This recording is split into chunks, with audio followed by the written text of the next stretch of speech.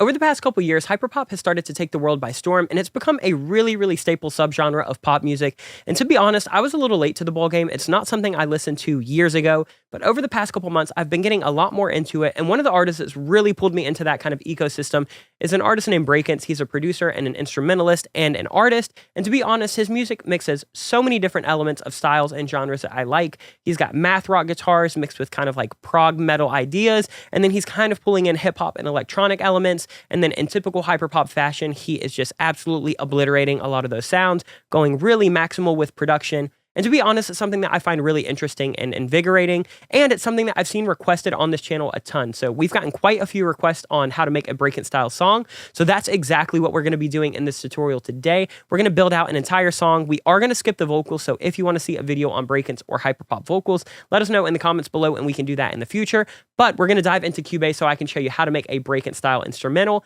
But before we do, my name's Austin. You're watching Make Pop Music. We have weekly tutorials on music and music production. If you like this video, please make sure you like, comment, and subscribe because we do these all the time. Please let us know what videos you want to see in the comments below because we do look there for our feedback and for recommendations. And then other than that, if you want to support our channel, you can head over to our website after this video, makepopmusic.com, where you can shop our holiday sale right now until the end of January 2nd. You can save 25% off of all of our sample packs, preset packs, and MIDI packs, and you can save $100 off of our brand new production course, Producer Principles 101.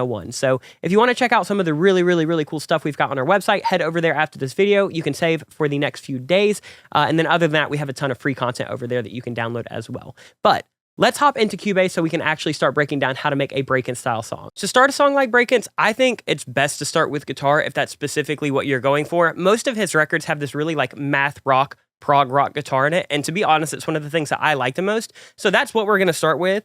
And what we're going to do is we're going to work on starting with some simple guitar elements that we're going to layer over so they create something really crazy. Because unless you're a very skilled guitarist, it can be really hard to lay down some of the riffs that you're going to hear in something like a Brakence track. So I'm going to show you how you can take little bite-sized pieces and piece them together to make one guitar composition. So what we're going to focus on first is this guitar that we've double tracked, one for the left side, one for the right side. So it is 2 guitar takes. And it's just this really simple kind of like arpeggiated chord progression. So you can hear it right here.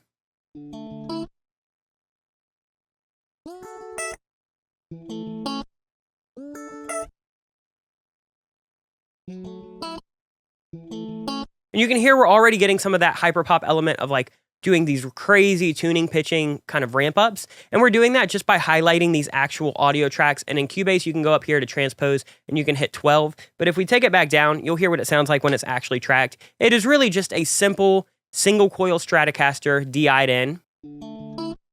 And it's just got this simple progression. So I notice at the core of a lot of Brakence songs, it's got kind of a pop progression. A lot of his stuff doesn't go super crazy until at least halfway through the song. So I'm going to start with something simple like that so we can build off of top of it. And then what you want to do is you want to go ahead and you start adding a tone. So for the tone for most of the guitars in this, we're going to be using the Corey Wong amp by Neural DSP. I talk about this amp a ton. I use it in almost every video. We're just using the compressor stomp box. We're just adding a little bit of compression so we can get kind of a really tight guitar. You can see that we've got some transients over here that we're going to want to take care of, like right around here. And adding that compression will do just that. Other than that, we're just using the DI amp here, the settings, if you want to go ahead and copy it. I'm just really trying to get something that feels a little bit more amped up, but it doesn't necessarily have that head and that cab feel. I want something that's got a little bit of tone, but I don't want something that sounds like it is super amp processed. So here's what it sounds like now.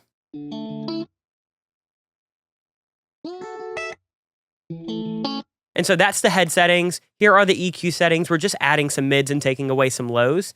Nothing really kind of super intense there. And then for the actual cab setting, it looks like we're doing a ribbon on one side, and then we don't have anything on the second side. So we're just doing a ribbon slightly off axis. Here are the settings for that. And then we are not using any of the effects whatsoever. So he doesn't use a lot of chorus. He doesn't use a lot of reverb. He doesn't use a lot of delay. At least on his melodic elements, they tend to be a little bit drier. So we're going to go with that for now. And we've got both of these guitars double tracked. And it's a good start. And you can pitch them up, you can pitch them down, you can kind of do whatever you want. That's for you to play with, but that's the guitar that we're going to start with. The next thing that I want to add is we're going to add some riffs. So here we go. We're going to add this left and this right riff, and I'm going to show you how these were tracked and then how they were actually pieced together. So let's go to the right side. So you can see right here, guitar N03 and guitar N06. These are two separate takes. So this right here will be one take and this right here will be one take.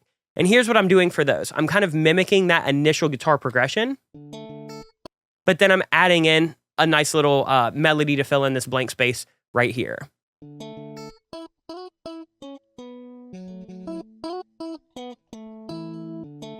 And that mixed with that main guitar just adds a nice little bit of interest.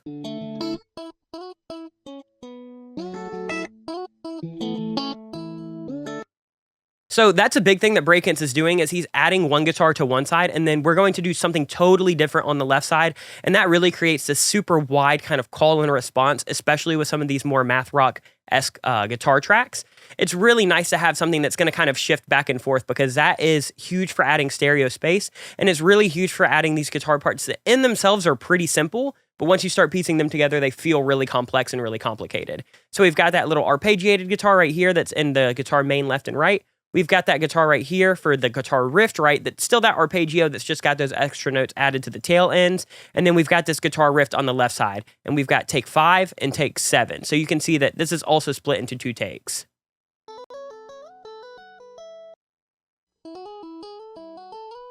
He does a lot of like hammer-ons and pull-offs and tapping, and that was one thing that I really wanted to incorporate with this tutorial. Was I wanted to show you how he kind of does these like plucked arpeggios, and then he'll also do these more kind of intricate tapping mechanisms. So what he's essentially doing is he'll play a note, hammer it on, and then he'll tap somewhere on the fretboard that falls within that key.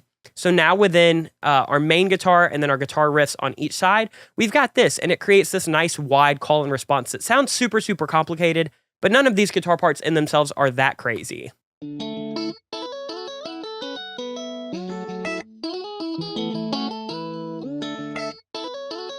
And then what you can really do to start making this sound like hyperpop, and especially Brakence, is you can start adding some bus processing. So what we're going to do first is we're going to add this AIP. We've talked about the amplified instrument processor a ton on this channel. It was just in our last video of our best plugins of 2022. And here's what that sounds like.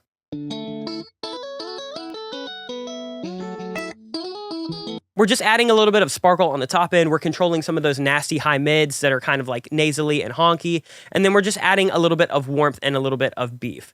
What's really helping these guitars is this plugin that we talked about in our plugin video last week, Digitalis.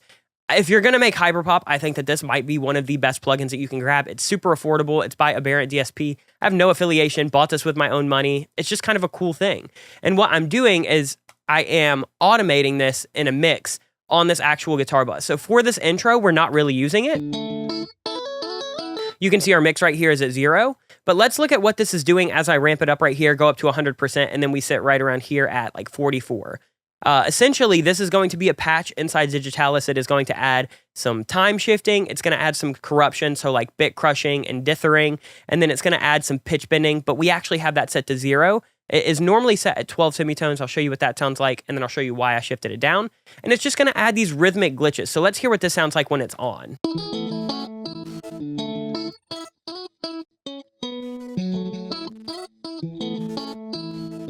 And you can hear those little glitchy flutters. Doing something like that in hyperpop can be huge. That was what it sounded like if I had that pitch bend up a whole octave. I'm going to keep it standard so we don't have that many melodic jumps. Let's hear what it sounds like now.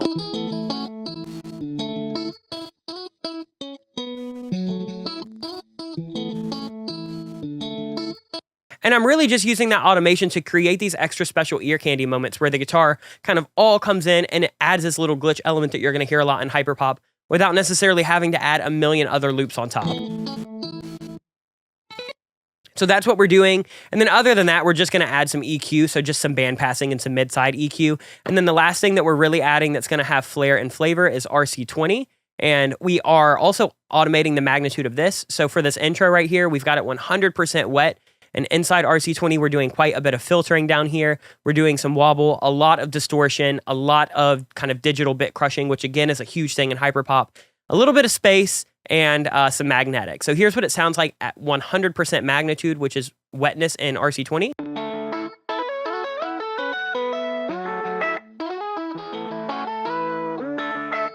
And then when we go into the verse, we're shifting that down. This is like 42% wet.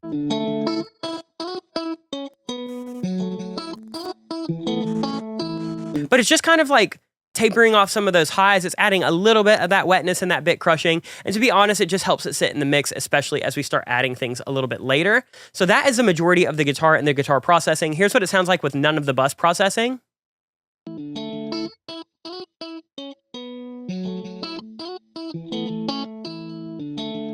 With that bus processing, to me, it makes a world of a difference. Here's what it sounds like.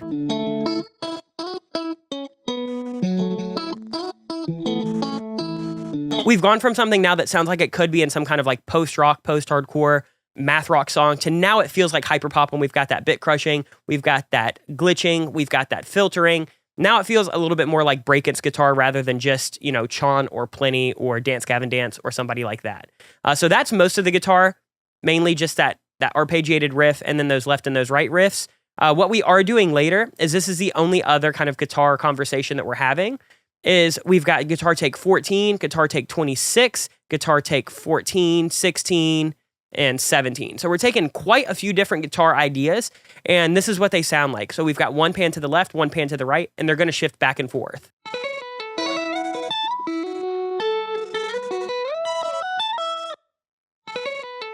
Here's what it sounds like with none of that bus processing on it, so you can kind of just hear it more clear.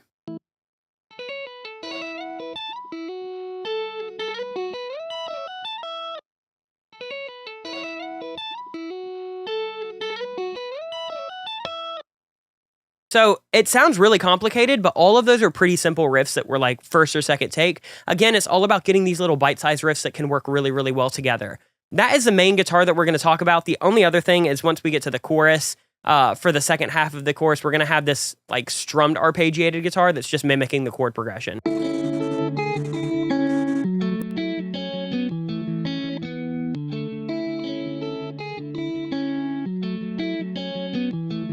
And with that, we're just adding in that second little call and response guitar that's super slidey, super glitchy.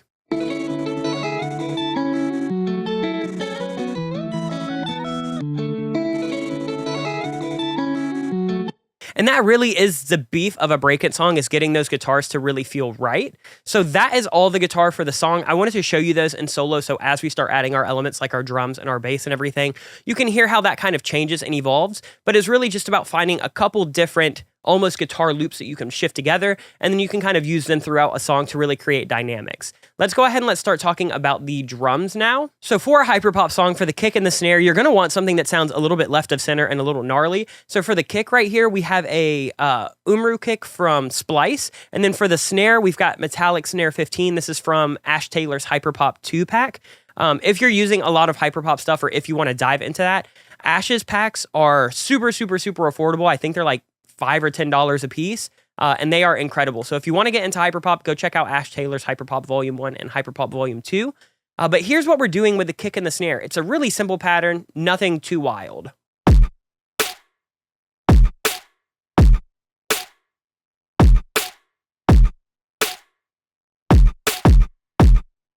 And you can hear that kick has that like distorted, bit crushed tonal element to it. That snare has that like metallic ring to it. Those are both huge hyperpop elements. And then what we're doing is we're actually just layering over this drum loop over here.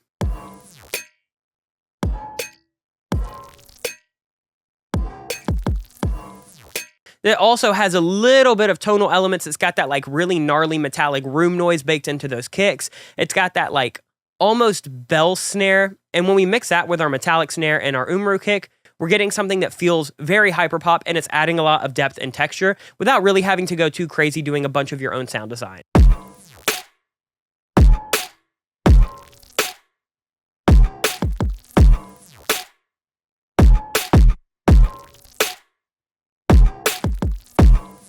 And what I did was I left some of those kicks unduplicated with our main kick from this loop because I kind of like the dynamic that they have when they're just adding these small little almost ghost kicks. It adds a little bit of dynamic that I think is really nice when you're using so many process elements. Here's what it sounds like with our guitar.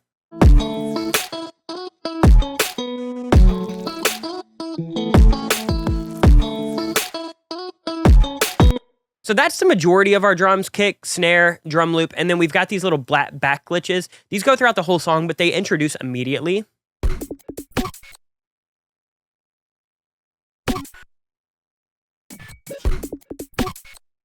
And this is just a loop that I found from Splice that I am pitching, I'm chopping up, I time shifted it, I rearranged it, and here's what it sounds like now with the kick and the snare.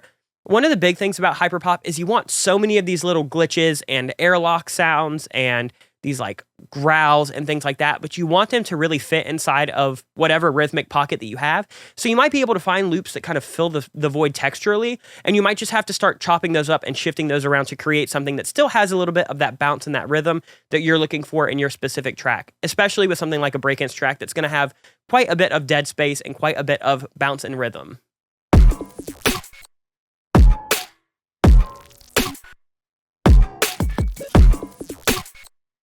So that's what we have for the first half of the verse. We're building that up with these extra little loops. So just like the guitar, I want to have some kind of call and response left and right. So we found the Umru 123 loop, this 146 loop, 123, 146. So it looks like we're just bouncing back and forth between both of those.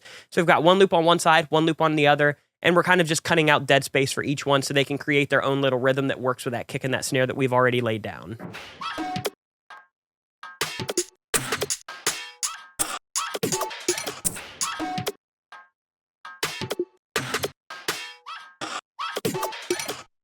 And again, I'm not really doing anything to these other than some of them have a little bit of EQ with the channel strip right here, but typically if you're downloading hyperpop samples and hyperpop loops, they are already so processed that unless you're going for something really specific, you can normally just drag them in, time align them, shift them to whatever the pitch or the key that you want them in is, and then other than that, it's really just about chopping them so they're going to fit your rhythm. But this is not something that you need to go on and like super process past that. Here's all of our drums now for the verse, and I'll pop the guitar back in as well.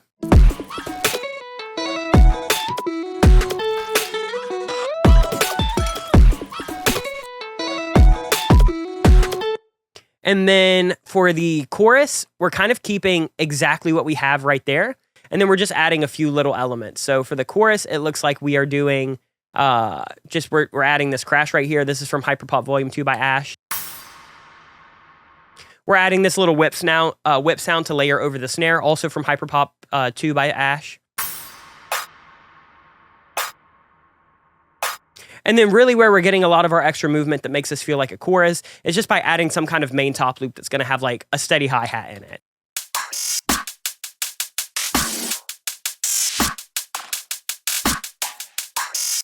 And you can hear how hyperpop starts to become really maximalist when you have all of these loops that are all doing honestly pretty insane shit, and that you can find a way to kind of piece them all together to create one big kind of drum loop that still works with itself. But there's all these different tones and textures and processing and panning.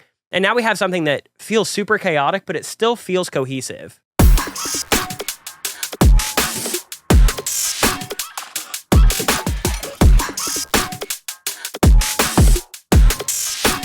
Now, let's go on. We've talked about the drums. We've talked about the guitar. The other things to talk about, we're going to go bass, and then we're going to go filler effects. So let's dive into the bass right here. This is going to be a super simple one. We're just using a sub and a squelch, and then we're just reversing. So here's what all of this sounds like. Let me go ahead and turn all of this on. So for the sub, it's really simple. We're just using Sublab, and I am just using the 808 Smoke. I don't know if I made any kind of tweaks to it, but this is what it looks like if you have Sublab. Super easy way to create some 808s. And then what we're doing is in hyperpop, a lot of the time, they add some bit crusher to a sub or to a bass. So here's what the sub sounds like with nothing on it. So it's a pretty distorted sub already, but by adding this bit crusher, this really makes it feel very Brakence-y.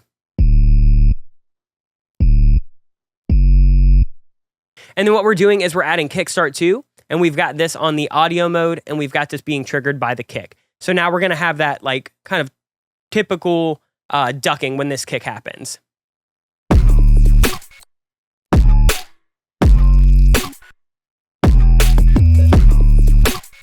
So now we've got quite a bit of low end. Let's add in some of these guitars so you can hear. That's all the bass that we have for the verse.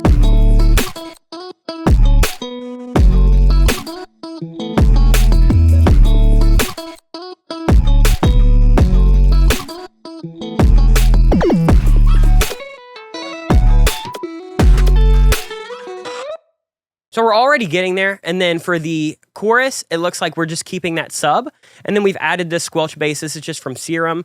This is the Bandpass 2 bass. I think it's one of the stock presets in the hard bass section. So if you have Serum, go to bass, go to hard, and then it should be right here, BA Bandpass 2. And all we're doing is same thing, just adding kickstart and taking away some sub.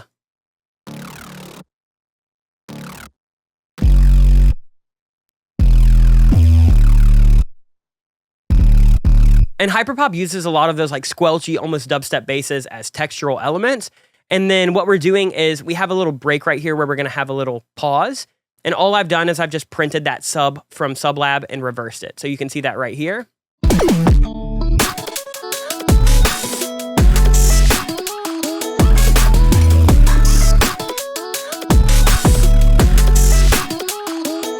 Right here. It's all about creating these little start and stop moments, especially in hyperpop or a Brakence song. It's about creating these things that might feel really special and really like, oh, that kind of caught me off guard, but I feel a little bit more engaged in the song.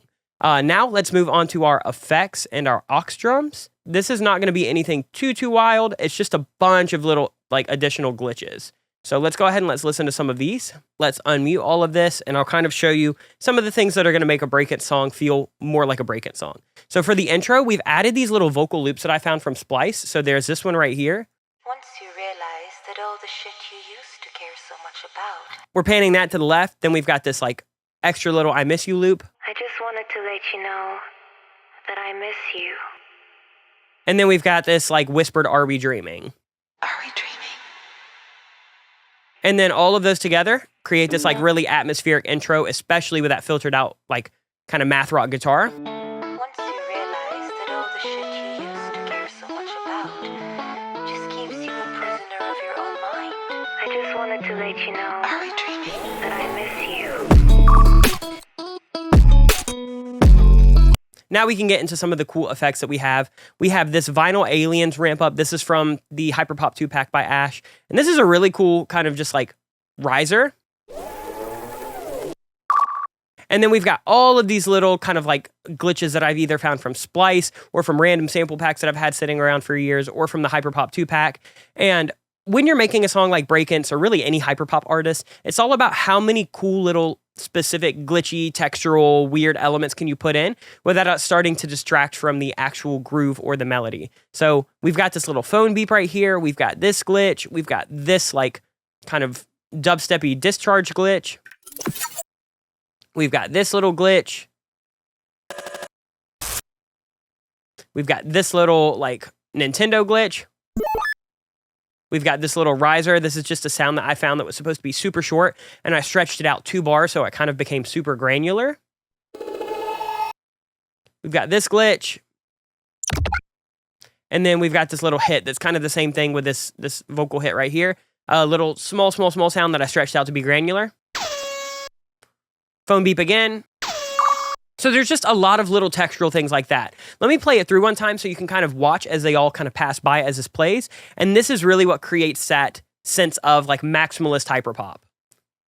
To let you know, are we dreaming? That I miss you.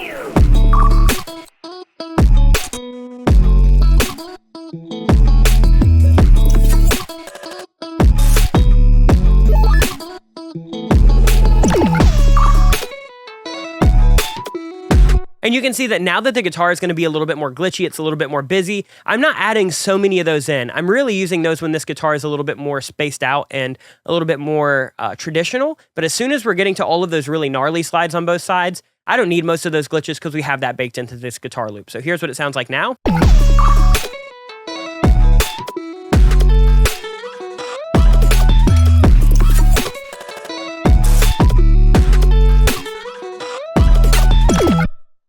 All right, and then the last thing that I want to talk about for a Brakence song is a lot of the time for a pre-chorus or a bridge, he'll dial everything back and he'll do more organic elements. So in some of his songs, he'll do like a kind of acoustic kick with like this really nice tracked bass, and it's kind of got this like indie pop vibe. For some songs, he'll draw it back to like a piano or some strings. So for this song, I just wanted to do a very, very simple piano that we're taking a lot of mids out.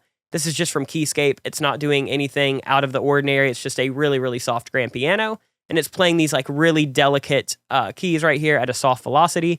And one of the things is make sure you're not time aligning these too hard. So I don't have anything normalized. This is exactly how I played it.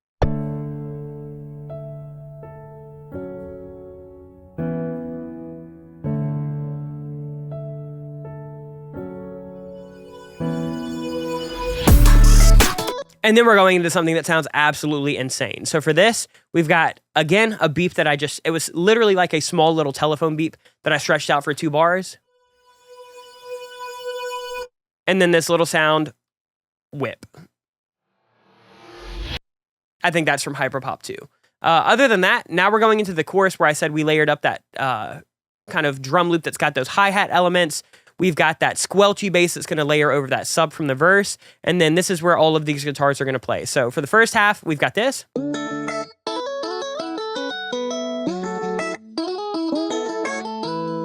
It's basically just a guitar from the intro. And then for the post-chorus, we're going to have a section right here where we pull everything out. We have a nice little vocal sample, and then we're going to go into that really, really complicated guitar that we talked about earlier with all of the hammer-ons and pull-offs and things like that. And then that's where we're going to have this kind of extended, really pretty arpeggio. So that'll be the pre-chorus. So you'll have something like this. And again, we're pulling out the bass, pulling out everything for half of a bar, ramping up a sub, little vocal loop, and it sounds like this.